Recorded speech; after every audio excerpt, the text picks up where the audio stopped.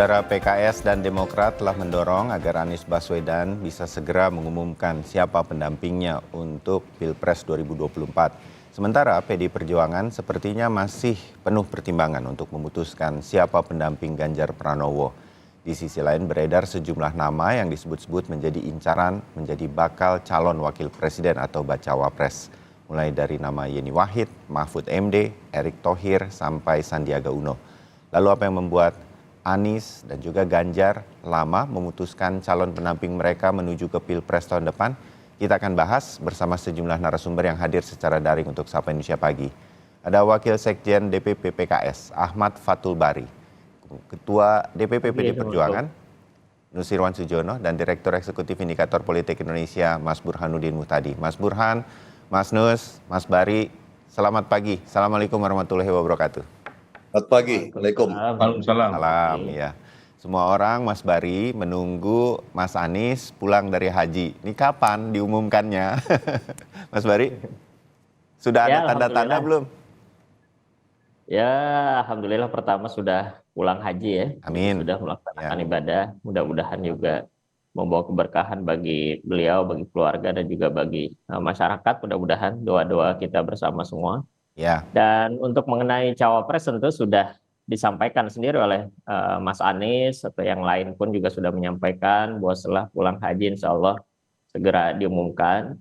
Ya tentu, tapi semua mempertimbangkan banyak hal. Kalau dibilang mungkin kita juga dianggap mungkin lambat, ya tentu boleh-boleh saja, sah-sah saja. Semua orang kan boleh berpendapat ya. Ya. Dan juga kita mendorong pun juga sah-sah saja karena memang kita proses pemilunya juga sudah berjalan, sehingga keduanya pun juga secara seimbang memang sebetulnya perlu dipertimbangkan untuk dilihat gitu manfaatnya kira-kira seperti apa gitu, apakah lebih cepat lebih baik ataupun lebih cermat untuk mempertimbangkan juga lebih baik gitu. Ya, kalau PKS inginnya lebih cepat atau gimana kalau PKS, Mas Bari? Ya pertama kalau kita menghormati ya bahwa proses yang sudah berjalan ini kan koalisi kami ini dulu mungkin dianggap yang paling akhir mungkin, tapi justru dalam perkembangannya justru yang paling awal mengumumkan bakal capres gitu kan.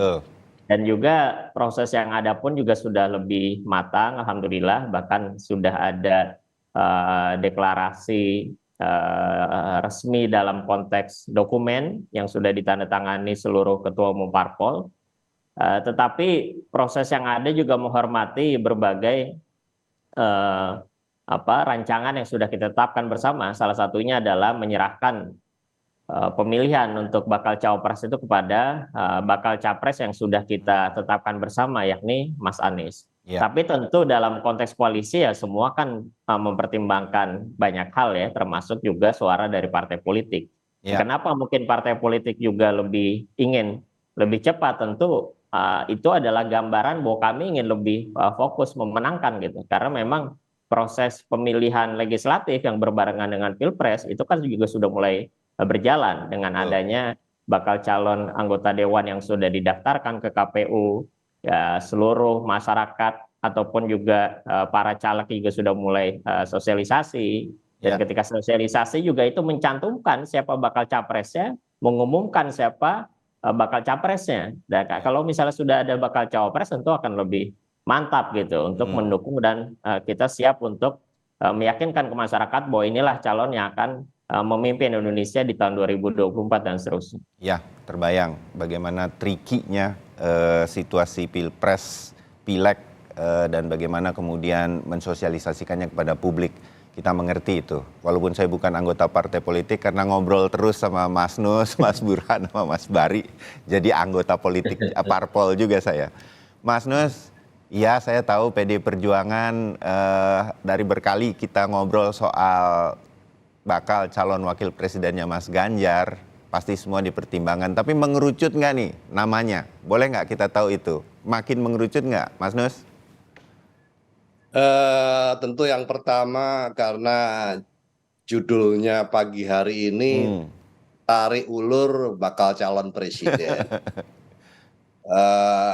Tarik ulur nggak ada lah kalau di PDI Perjuangan karena bukan layangan ya. Jadi tidak tentu menentukan calon wakil presiden semua dilakukan dengan cermat, dengan melakukan evaluasi yang cukup hati-hati, dan karena ini bagaimanapun juga untuk sebuah pasangan pimpinan nasional, dan bagi kami yang dalam hal ini Ibu Ketua Umum Ibu Megawati Soekarno Putri di dalam memutuskan nantinya tentu melihat berbagai macam hal, dan juga setelah melakukan pertimbangan dan tentu berdasarkan setelah melalui diskusi yang salah satunya dengan Pak Jokowi selaku kader kami di presiden, dan kemudian juga dengan pasangan dengan calon presiden Mas Ganjar. Nah, jadi masih ada waktu, masih ada cukup waktu lah sebetulnya, karena bagaimanapun saat ini sebetulnya ini adalah dari berbagai nama-nama yang muncul itu, karena itu yang muncul tentu sudah melewati berbagai melalui berbagai rekam jejak, yang ini sebetulnya adalah bulan-bulan yang cukup kritis, cukup menentukan bagi semua pihak yang merasa namanya tercantum di dalam yang beredar di dalam nama-nama calon wakil presiden. Nah, maksudnya kenapa kritis? Ya, ini semua tentu akan dievaluasi dalam kondisi seperti ini, bagaimana sikap dan bagaimana kecocokannya, untuk apakah itu sudah sesuai, sudah cukup tepat untuk memimpin sebagai pasangan calon pimpinan nasional kelak. Jadi malah justru terbalik ya, sebetulnya di saat ini adalah waktu yang paling tepat untuk membaca para calon wakil presiden yang semuanya ini baik. Tidak ada menurut saya yang jelek, itu tidak ada ya. Kalau sudah sampai kepada yang jelas nama-nama kita yang ngomong di sini tidak ada toh. Jadi ini orang lain, jadi termasuk Mas Burhan juga, Mas Bari juga, saya juga tidak ada. Tapi berarti kalau sudah dibicarakan itu tentunya itu masuk di dalam kategori orang-orang baik lah begitu. Tapi kalau orang-orang baik ini ya tentu masa-masa yang menentukan itulah yang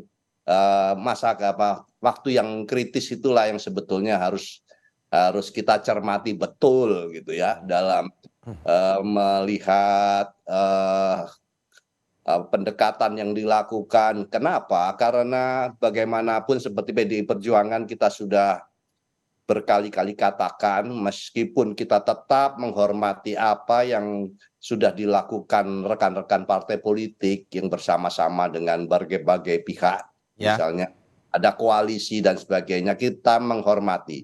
Tapi kita pun juga melakukan dialog, kita melakukan komunikasi politik, karena bagaimanapun seperti yang dicontohkan, dibuktikan pada saat pemerintahan Pak Jokowi saat ini, kita pemerintahan ini tidak sendiri. Kabinet berisi berbagai banyak sekali partai politik yang direpresentasikan dengan beberapa figur-figur di kementerian menjadi kabinet. Jadi kita tidak sendiri, kita tentu akan merangkul, kita akan bersama-sama dengan banyak pihak, dan itu membutuhkan komunikasi, membutuhkan dialog begitu. Tanpa dan juga tidak kami tetap menghormati bentuk-bentuk apa yang sudah dilakukan oleh, seperti contoh rekan kami dari PKS yang sudah punya koalisi sebagainya, itu tetap kami sangat menghormati hal tersebut. Terbayang. Terbayang Mas Nus. Mas Burhan, ini saya jangan-jangan nih, saya curiga ini bahwa ini nggak akan ada yang cepat nih mengumumkan calon wakil presiden. Kita sedikit mengulang beberapa waktu lalu kita ngobrol. Memang ini sangat krusial nih, calon wakil presiden namanya akan sangat menentukan untuk menentukan menang atau tidaknya begitu. Mas Burhan. tampaknya nggak akan ada yang cepat nih ya mengumumkannya. Menurut Anda, semua penuh akan pertimbangan, saling lihat kubu-kubu dan segala macam. Iya, memang ada beberapa alasan ya mengapa tarik-menarik terkait dengan pengumuman cawapres ini bisa lebih lama dari yang kita perkirakan. Satu alasan utamanya adalah waktu pendaftaran itu masih panjang, Iya, masih ada 3 bulan Oktober ya. belum Oktober kalau tidak salah tanggal 19. Iya. Artinya tidak ada kebutuhan secara formal bagi partai politik yang membentuk koalisi untuk menyebut cawapresnya lebih cepat dari yang diharapkan, karena memang masih waktunya masih panjang. Itu yang pertama. Yang kedua, terkait dengan alasan strategi.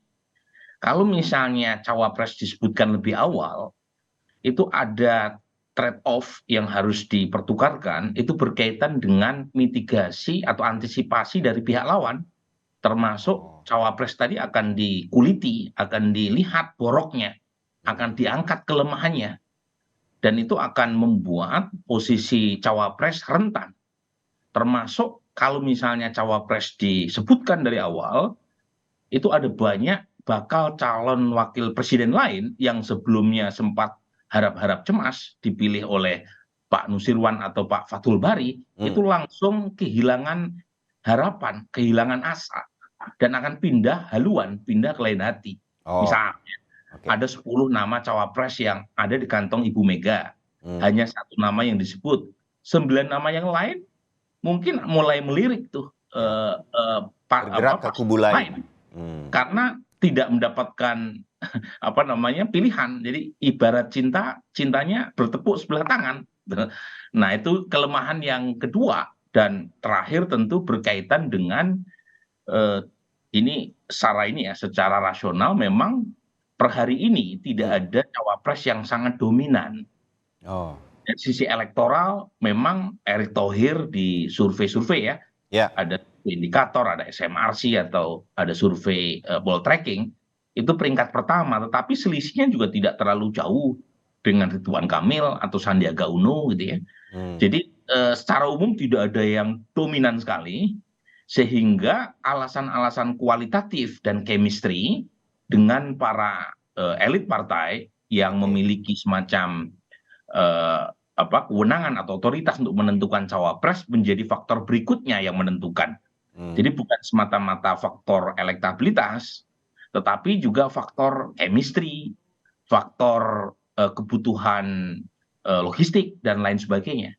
Jadi ada banyak alasan, Mas Bayu, yang membuat cawapres ini tidak akan diumumkan dalam waktu sebentar, kecuali ada desakan bersama dari partai-partai pembentuk koalisi supaya ada keputusan lebih awal sehingga mereka bisa gaspol lebih cepat. Ya, seperti di koalisi perubahan tampaknya PKS dan Demokrat agak mendesak. Mungkin di sana akan lebih cepat, begitu? Salah satunya ya, tetapi kan kita tahu ada desakan terutama dari Partai Demokrat, tetapi desakan itu tidak dirasakan urgent misalnya oleh sebagian elit Partai Nasdem. Jadi Partai Nasdem belum merasa mendesak. Sementara Partai Demokrat merasa cawapres harus segera diumumkan misalnya. Itu kan perspektif yang berbeda tiap orang dan menurut saya wajar. Apalagi dalam konteks capres-cawapres yang sangat krusial. Mas Burhan sedikit ya.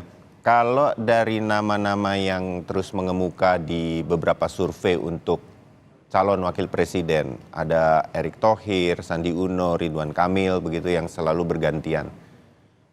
Kalau kita boleh, ini partai politik dengan koalisinya itu mempertimbangkan itu lebih prioritas, atau bisa ada nama-nama di luar itu yang tidak muncul di dalam survei. PDI Perjuangan membuktikan itu ketika memilih Pak Ma'ruf Amin menjadi wakil presiden waktu di periode keduanya Pak Jokowi.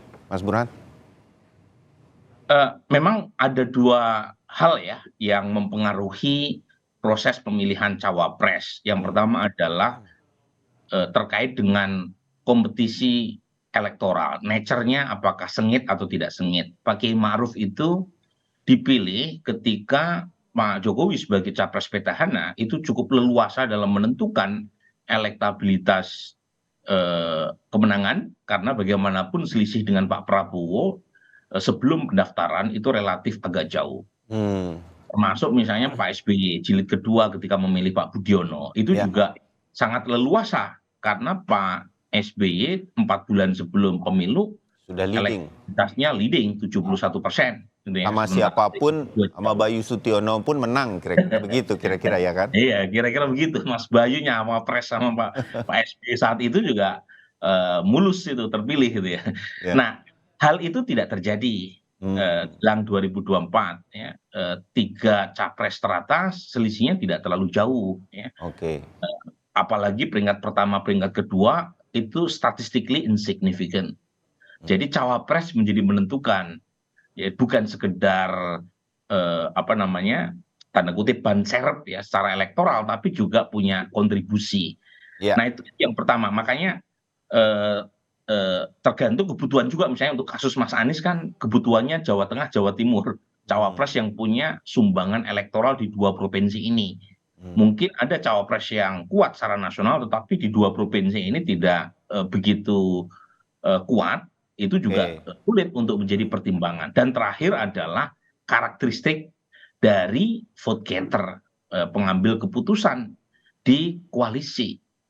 Nah, kalau melihat Ibu Mega, memang dalam beberapa kasus sebelumnya beliau itu sangat mempertimbangkan kearifan kombinasi khas ala Indonesia ya, Islam nasionalis, Jawa, luar Jawa, itu yang dijelaskan misalnya Ibu Mega ketika menjadi presiden menggantikan Gus Dur, yang beliau terima adalah Hamzah Has, luar Jawa, NU senior gitu ya. Kemudian yang kedua adalah 2004 ketika maju yang beliau pilih meskipun dari Jawa tetapi kombinasi dari Islam, representasi NU, saat itu adalah ketua PBNU Ki Haji Hashim Muzadi ya, dan senior.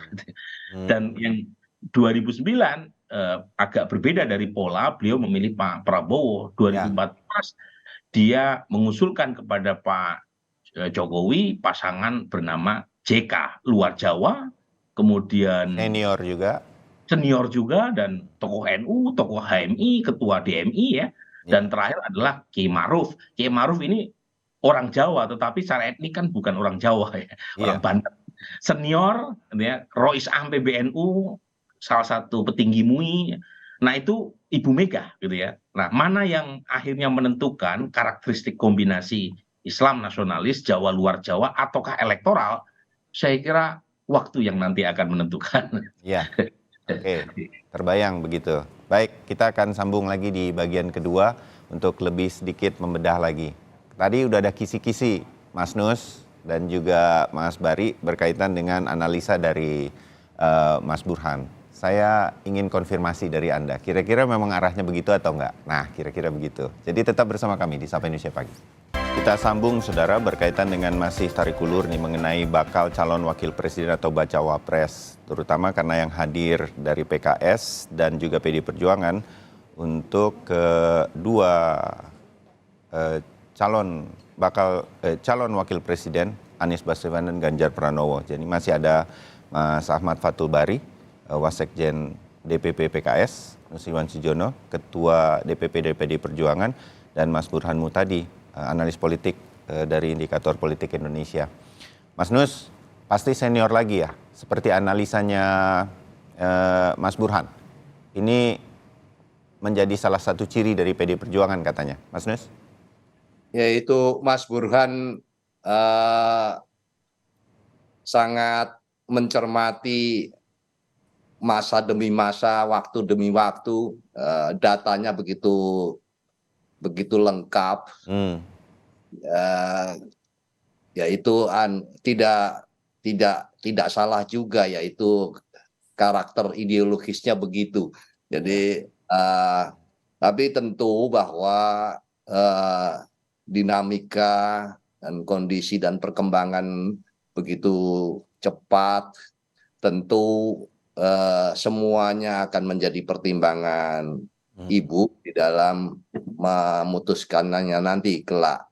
Hanya saja kita juga perlu mencermati perkembangan-perkembangan ke depan yang tentu berbeda pula pasca nanti 5-10 tahun ke depan, yang itu juga harus dicermati dengan baik, dan itu membutuhkan pasangan pimpinan nasional yang kuat untuk bisa mengatasi berbagai hal, berbagai problem, dan itu semua menjadi tanggung jawab kita, menjadi tanggung jawab kami partai politik di dalam menetapkan calon-calon pasangan calon presiden wakil presiden nanti. Jadi ya memang bagaimanapun tidak sesederhana yang kita pertimbang, kita analisa mungkin. Ya inilah kita harus menjaga demokrasi, kita harus menjaga kelangsungan bangsa ini dengan baik, dengan tetap menganut atau katakanlah menjadi acuan itu begitu besarnya negara kita ini, sehingga memang tidak bisa main-main ya, tidak bisa sembarangan di dalam menetapkan hal tersebut. Kita cukup bisa memahami kerumitan tersebut. Tentu tidak juga terlepas dari apa yang berkembang pada akhir-akhir ini. Ya. Mas Nus, kalau P3 karena bergabung, berarti nama Sandiaga Uno masuk sebagai salah satu yang dibahas ya? Udah pasti, bisa kita bilang gitu? Sudah diucapkan pula, dan sekali lagi saya katakan, para calon-calon yang muncul itu kan tidak ada yang buruk ya, semua baik-baik semua, dan itu mungkin sudah dianggap oleh minimal oleh lembaga survei itu, Mas Burhan, itu sudah dianggap layak untuk disurvei lah begitu. Jadi untuk sampai kepada nama-nama yang masuk itu kan bukan barang sederhana gitu ya. Jadi itu membutuhkan waktu yang cukup lama sehingga akhirnya nama tersebut muncul. Kan kira-kira begitu Mas Burhan. Siapapun dia, saya katakan siapapun yang ada di dalam beredar nama-nama tersebut. Tidak tiba-tiba muncul juga di dalam survei gitu ya Mas Nus ya. Pasti punya track record lah. Pasti. Nah itulah ya saya mengatakan bahwa itu semua ya baik-baik saja. Kami sangat terbuka, kami sangat mengharap itu kita bisa bersama-sama nanti kelak. Tidak adalah kalau misalnya yang memilih satu kemudian yang lain kita tidak anggap kawan, itu ya tidak. Jadi nanti harapannya kan posisi wakil presiden itu cuma satu, tidak mungkin kita menjadi 3 atau 4 atau 5 ya. Sama juga dengan calon presiden, hanya satu. Jadi nanti ya harapannya tentu meskipun dipilih satu, yang lain ya tidak perlu harus merasa tidak berteman dengan PDI Perjuangan. Tidak demikian, nanti kita mungkin bisa bersama-sama membangun negeri ini. Dan posisinya masing-masing nanti kelak akan menjadi pertimbangan begitu. Ya, baik. Nah, Mas Bari, kalau dari Koalisi Perubahan, terutama PKS, rasanya publik tuh punya persepsi begini. Demokrat tuh lebih ngotot pengen tahu siapa bakal calon wakil presidennya Mas Anies sebagai baca pres dari Koalisi Perubahan. Karena memang yang diusung tampaknya kan Mas Ahaye sendiri gitu, sebagai ketua umum di Partai Demokrat. Sementara PKS lebih santai begitu, walaupun punya nama-nama juga yang diajukan. Tapi kalau yang disebut bukan PKS nggak akan mundur dari Koalisi Perubahan. Mas Bari? Ya, yang jelas pertama kan kita berkoalisi ini juga prosesnya panjang ya. Jadi bukan sehari 2 hari lalu ketemu lalu koalisi gitu. Tetapi prosesnya pembicaraannya juga sudah sangat panjang, baik itu penetapan bakal capresnya, lalu kumpul bersama untuk membicarakan banyak konsep, bahkan nama-nama pun juga secara equal, ya kita sampaikan secara bersama-sama juga, karena tiap parpol kan pasti mereka menginginkan Dari kadernya luar untuk PKS menjadi dan Demokrat cawapres tuh gitu. ada nama-nama yang muncul dan dibahas bersama di dalam koalisi perubahan, Mas Bari? Oh pasti kalau itu ya, Oh, karena nggak mungkin kita hanya berhenti di nama-nama dari para kader parpol. Tentu melihat banyak dinamika, dan kita pemilihan ini kan juga basis popularitas, lalu juga mengukur elektabilitas berdasarkan survei dan sebagainya. Tentu itu dilakukan karena cara memotret yang lebih mudah kan seperti itu ya, karena ya, Indonesia ini begitu luasnya gitu. betul. Ya, Benar, jadi berarti ada nama Mas Anies tuh lebih berharap kepada sosok perempuan, Hovifah Indar Parawansa, karena seperti analisanya Mas Burhan, pas nih Jawa Tengah, Jawa Timurnya dapat, laki-laki perempuannya dapat secara gender, ada ya dipertimbangkan nama itu. kalau pengamat melihat hal tersebut ya menurut saya sangat wajar ya. Jadi pasti Enggak, ini dipertimbangkan gitu. saya nanyanya di koalisi perubahan. Oh ya, kalau itu kan dipertimbangkan, Oh, selalu ada, dipertimbangkan bahkan ya. sering disebut kan. Mhm, Nama-nama tersebut juga sering disebut juga oleh betul. banyak pihak gitu di koalisi perubahan. Dan jadi sebetulnya ya secara sederhana memang pertama, kita dalam koalisi ini prosesnya juga sudah sangat panjang, saling menghormati, semua sudah dilakukan, baik usulan nama kader parpol, mempertimbangkan nama-nama lain, dan Ya. juga secara konsep harapan untuk menang pun juga sudah tergambar. Ya, jadi sebetulnya tinggal menunggu waktu nama bakal cawapresnya gitu, kalau secara umum ya, walaupun tidak menyederhanakan proses yang lainnya.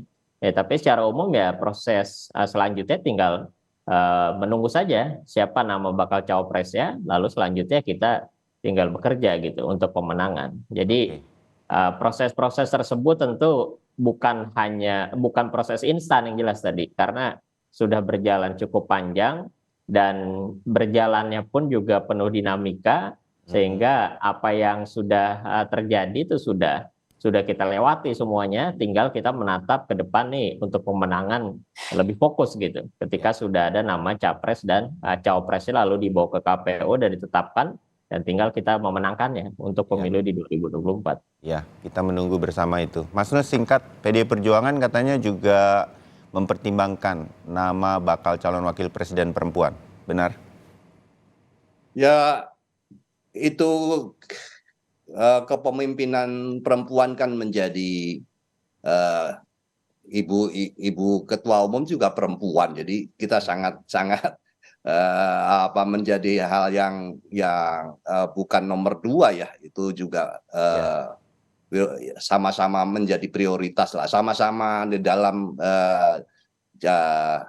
penilaian yang sama begitu. Hmm, Jadi nanti kita sabar saja karena masih sekitar 3 bulanan, nanti ya, pada saatnya tentu akan tampak seperti apa. Apakah ya tadi kisi-kisinya, tanda-tandanya sudah disampaikan oleh Mas Burhan, itu sepertinya apakah akan seperti itu, ya, nanti kita lihat. Kan ya, juga nanti persyaratan itu tentu juga dinamis ya, gitu. ya. Jadi Oke, Mas Burhan, sedikit saja berkaitan dengan nama-nama perempuan. Memungkinkankah menurut Mas Burhan ini muncul ada Hovifah Indar Parawansa, ada Yeni Wahid yang belakangan disebut-sebut. Menurut Anda ini menjadi salah satu kejutan yang mungkin saja dikeluarkan untuk meraih suara di 2024 atau belum pada saat ini? Hanya sekedar dipertimbangkan.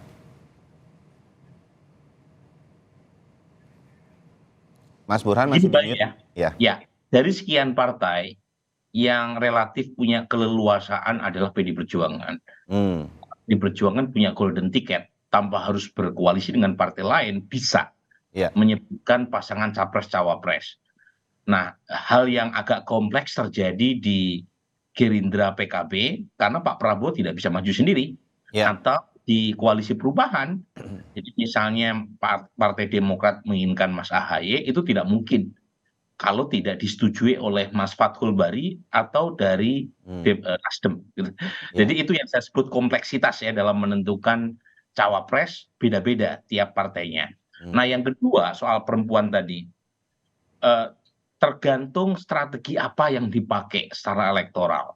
hmm, Kalau strateginya adalah komplementer, mungkin nama yang sudah muncul itu salah satu yang bisa dipakai. Misalnya kan asumsinya Mbak Yeni tokoh perempuan, kemudian putri Gus Dur, ya, sekaligus juga cucu pendiri NU, diharapkan punya sumbangan secara elektoral di Jawa Timur, ya, meskipun di survei hari ini masih rendah, Oke. tapi ada potensi yang mungkin diharapkan bisa menambal kekurangan Mas Anies di Jawa Timur maupun di Jawa Tengah yang notabene adalah basis NU.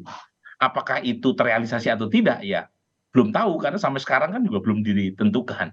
Ya. Atau strategi yang kedua, bukan komplementer tapi mobilisasi basis. Nah, pada titik ini nama Hovifah bisa masuk di kantongnya Ibu Mega juga. Karena bagaimanapun Hovifah itu gubernur Jawa Timur sekarang, ketua Muslimat NU, mungkin akan menambah kekuatan Jawa Tengah dan Jawa Timur. Pak Jokowi ketika memiliki Ma'ruf Amin kan pakai strategi mobilisasi basis sebenarnya. Oh. Jadi beliau tidak memilih cawapres yang kuat di Jawa Barat, tetapi cawapres yang mampu melipat gandakan dukungan di basis sendiri. Dan sukses untuk kasus 2019. Tapi apakah sukses untuk 2024 kalau memakai strategi mobilisasi basis misalnya dengan menggandingkan Ganjar dan Mbak Hovifah, itu soal lain. Belum tentu juga eksperimen sukses itu bisa ditiru di 2024. Tapi paling tidak kebutuhan untuk menyebut cawapres perempuan itu sangat ditentukan oleh prioritas apa yang diinginkan oleh koalisi dalam menentukan cawapres buat capres yang mereka usung. Oke. Itu kalau perempuan ya. Mas Bari dan Mas Nus, ini pertanyaan buat Anda berdua nih. Generasi muda, milenial ini akan menjadi suara terbanyak di dalam Pilpres 2024. Jadi saya berpikir nih, kalau saya mencoba-coba menjadi analis seperti Mas Burhan begitu, baca pres dan baca wapres nih dua-duanya nggak bisa satu. Dua-duanya mesti menarik buat anak muda, minimal mereka kenal. Nah ini dipertimbangkan nggak oleh koalisi perubahan? Lebih dulu, Mas Bari.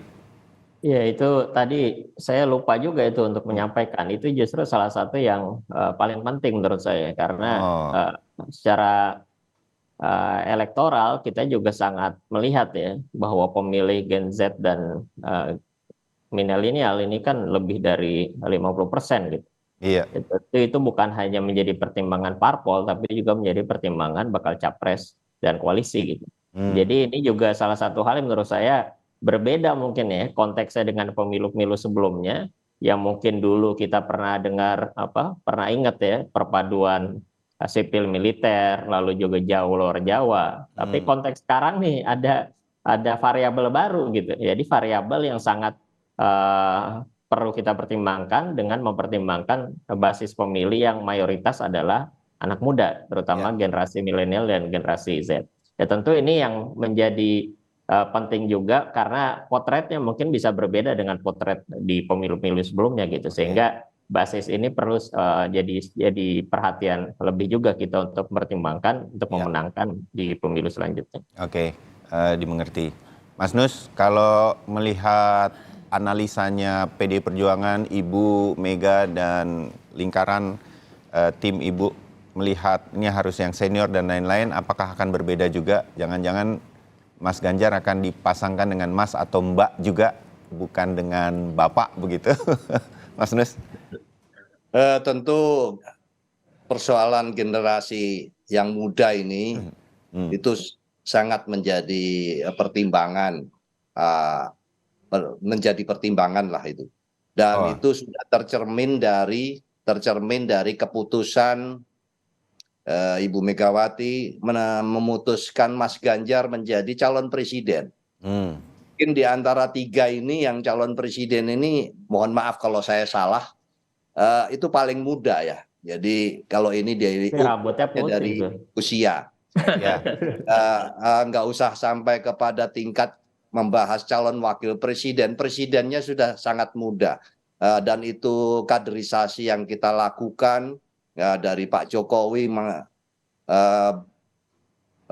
berganti nanti calonnya adalah Mas Ganjar, itu secara umur itu ya itu runtutannya semakin mudah. Bagi calon wakil presidennya tentu pikiran muda itu tidak identik dengan usia ya. Jadi kalau misalnya nanti wakil presidennya lebih tua, itu bukan berarti tidak memikirkan generasi muda begitu. Dan kita selalu bahwa tadi mungkin catatannya Mas Burhan agak kurang. Karena bagaimanapun akhirnya kita selalu pasangan calon itu wakil presidennya lebih tua. Ya. Selama ini begitu ya. Oh iya juga. Tapi berjiwa muda. Pak Jokowi itu sebelumnya dengan Pak JK usianya juga lebih tua, kemudian dengan Pak Kiai Ma'ruf usianya juga lebih tua. Saat ini pun juga ini adalah catatan ya, data ini bukan kebetulan, karena kebetulan faktualnya demikian. Bu Mega juga sempat bersama Gus Dur dan kemudian Pak Hamzahas ya. Dan ini data ya sebelumnya.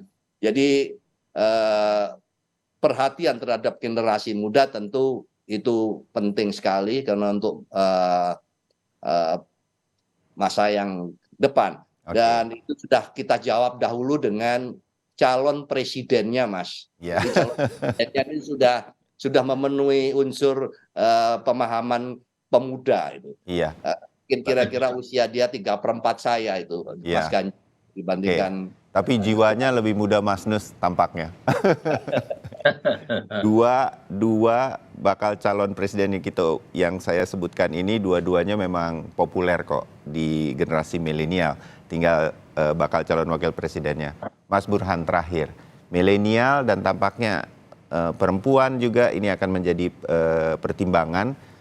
Makin yakin tampaknya kita ya, ini memang sampai ke detik-detik terakhir bakal calon wakil presiden ini masih saling intip. Mas Burhan terakhir. Iya, sepertinya memang bisa lebih lama dari yang kita perkirakan. Ya, termasuk di koalisi perubahan? Ya, kita tidak tahu ya, karena per hari ini kan ada komitmen untuk mempercepat, terutama pasca naik haji. Ya. Jadi meskipun naik haji kan luas ya, setelah pulang naik haji kan bisa sampai Oktober juga itu. Bukan hanya setelah Arafah ya, tetapi sampai tanggal 19 pun bisa disebut sebagai pasca naik haji. Tapi begini Mas Bayu ya, kalau misalnya ada salah satu capres yang menyebut nama cawapresnya lebih awal sebelum proses pendaftaran, itu juga bisa memicu capres lain untuk mengumumkan cawapresnya lebih cepat dari jadwal. Jadi lagi-lagi proses tarik-menarik ini bukan hanya terjadi di internal koalisi suatu capres, tapi juga sangat ditentukan oleh dinamika lawan. Jadi kalau misalnya Mas Anies mengumumkan cawapresnya, itu bukan tidak mungkin ada lain akan menyusul ya. Iya.